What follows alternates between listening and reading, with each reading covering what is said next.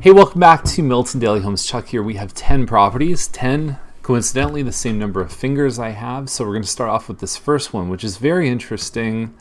165 Hampshire Way for $299. We haven't seen anything like this at $299 in years. So this is like buying a 2012 priced home.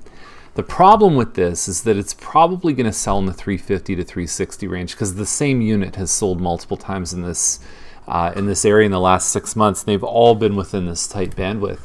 So they're going to have a frenzy. It's going to be a feeding frenzy. Offers are on October 20th on this one. But did they price it too low? Because even if they were at a 319 or 325 or something like that, I think they'd be closer to their target audience. I don't know if someone looking in the 350 to 360 range has started their search at 300,000, in which case they wouldn't even know this exists.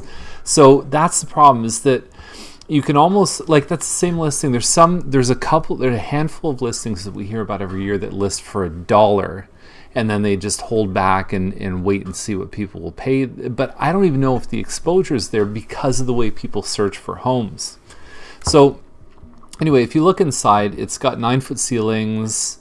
It's a pretty open design. Actually, most people tend to use this as the living area, and then they have this as a dining room. They had a lot of crap on the fridge, right? Like, that is all crap. It doesn't belong there. There's no good reason to have it. It's still a good looking home though. It's in a good spot in the complex. So let's see what happens. I'll watch this one. I don't know if I'd want to be a part of the feeding frenzy, but here's the other part, is that multiple offers. People say, well, I don't want to compete. Okay, great. So that means you only want homes that no one else wants. So there's nothing wrong with competition fundamentally.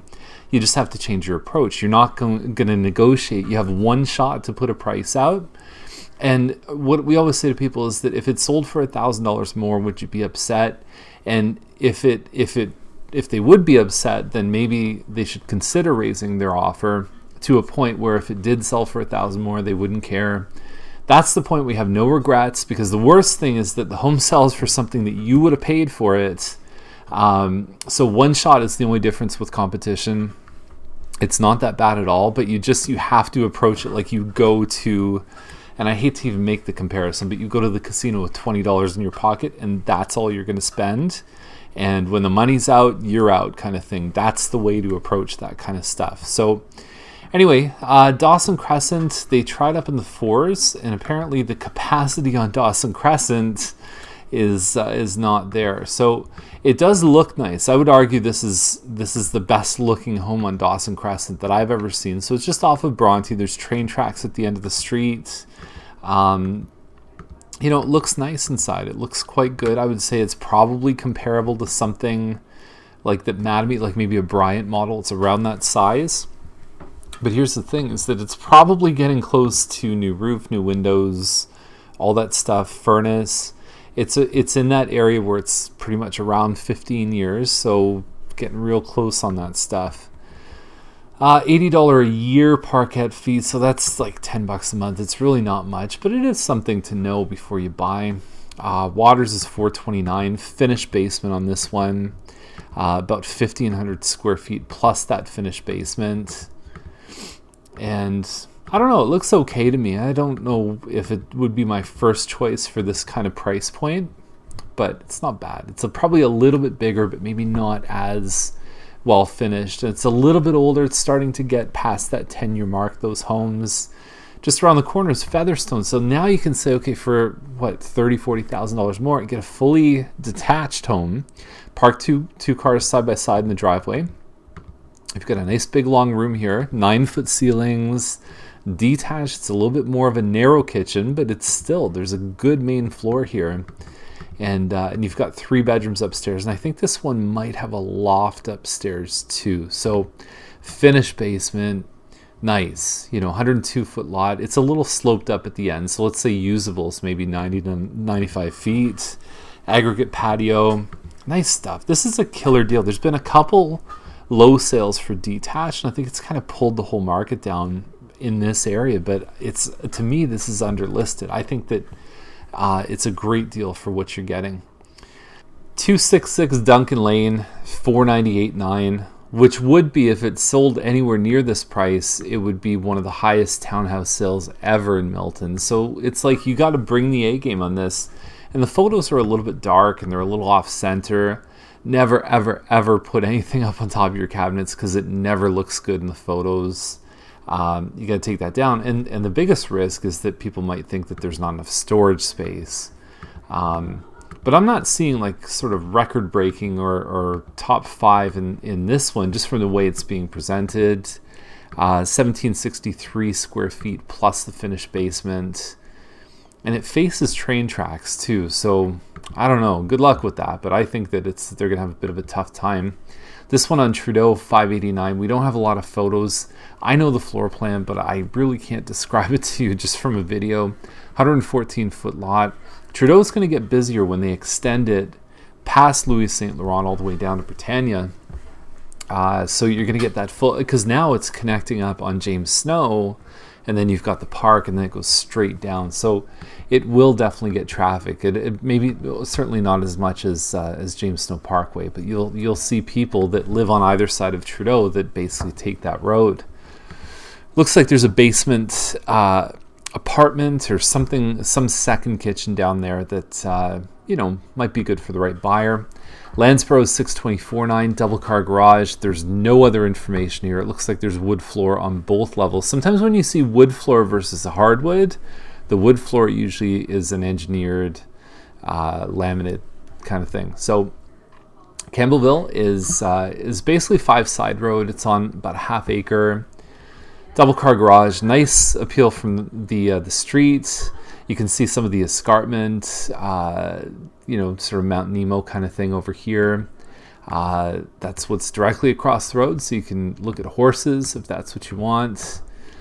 Basement looks like it's almost done. You probably have to put some carpet down and probably do some painting. It's a nice looking yard, private. It's going to be somewhat quiet, but you are close enough to the 401.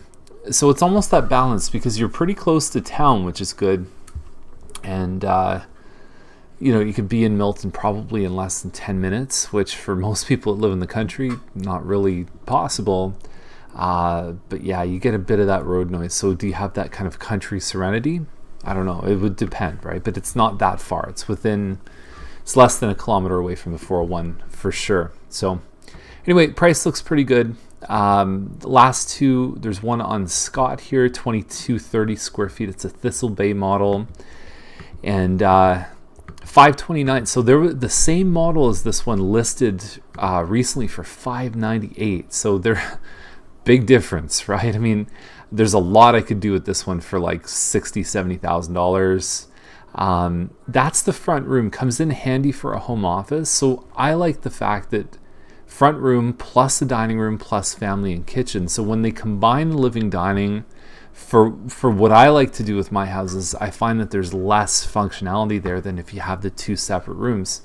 But the advantage of having the combined living dining is that you have, if you have a big table, you could just do a big dining room with 16 people at the table if you wanted to. So anyway, California shutters. Looks like they've got 9-foot ceilings, lots of pantry space, and it looks like they've upgraded the counters too. So not bad at all. This model, I would say probably the bell curve on this is 550 to 560 at this size. So Scott's a bit of a busier road, but there's a lot of things that are nice about this one for the money. I think that it represents pretty good value compared to what they usually sell for. If it shows half decent, they will not have a problem selling this. And then we've got one on Mackenzie here. The thing about this one, nice looking home, nice cosmetic appeal. It is a bit of a busier street because people come in off Wilson and then they cut in here, and you've got all the streets, all the little kind of cul-de-sac streets that come off of Cabot Trail. They all get there from this street pretty much. Hand-scraped hardwood. Put some money into it for sure. A lot of times the kitchen isn't wide enough to put the fridge, so we do see that the fridge ends up over on this side.